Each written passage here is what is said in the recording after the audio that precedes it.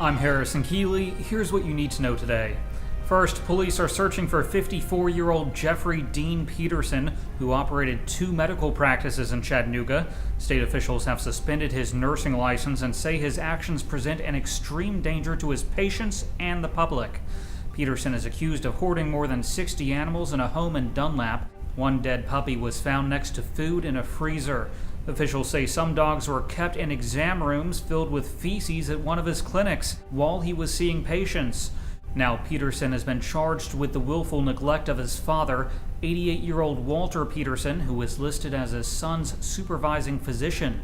Peterson's clinics were raided by the DEA last week. One former patient believes he was running a pill mill.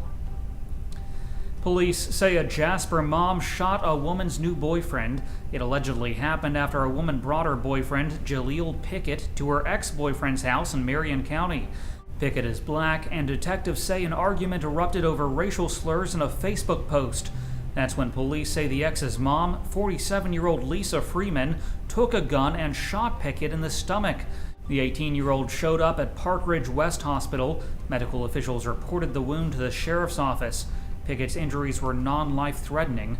Freeman has been charged with aggravated assault with a deadly weapon.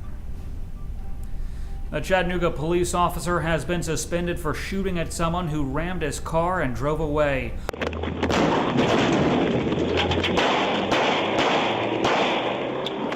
Officer Alex Olson will be suspended 30 days without pay. That's the maximum suspension allowed.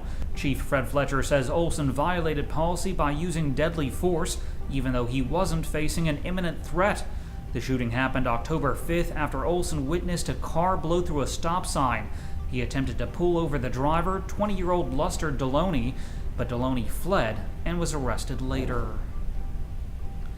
A company in the Chattanooga area is adding 400 new jobs. Denso Manufacturing says it will invest $85 million in its Athens, Tennessee plant and add more workers. It's the plant's 3rd expansion in 3 years and the biggest one yet. Ike Yamashita, the plant's president, says much of the growth is due to higher sales. The company makes spark plugs, ignition coils, and other car components.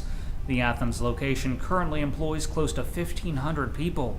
Jobs will be available in assembly, maintenance, and leadership. Hiring will begin this spring.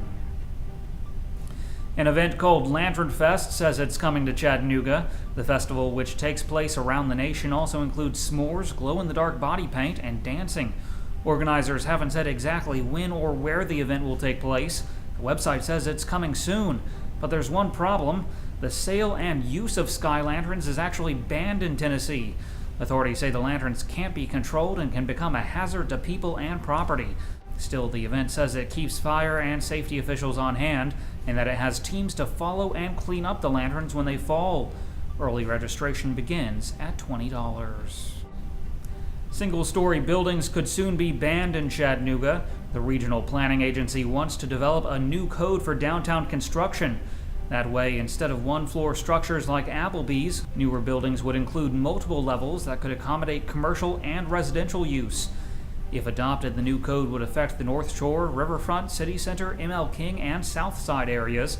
The agency first plans to seek feedback from residents, property owners, and developers.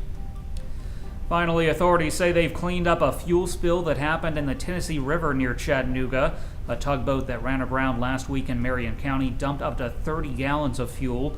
Meanwhile, officials in South Pittsburgh say there have been no complaints about water quality. Turning to weather, today will be sunny with a high near 55 degrees. The low tonight will be around 34. That's it for today's news. Thanks for being with us. You can find more on these stories and breaking news all day long at timesfreepress.com.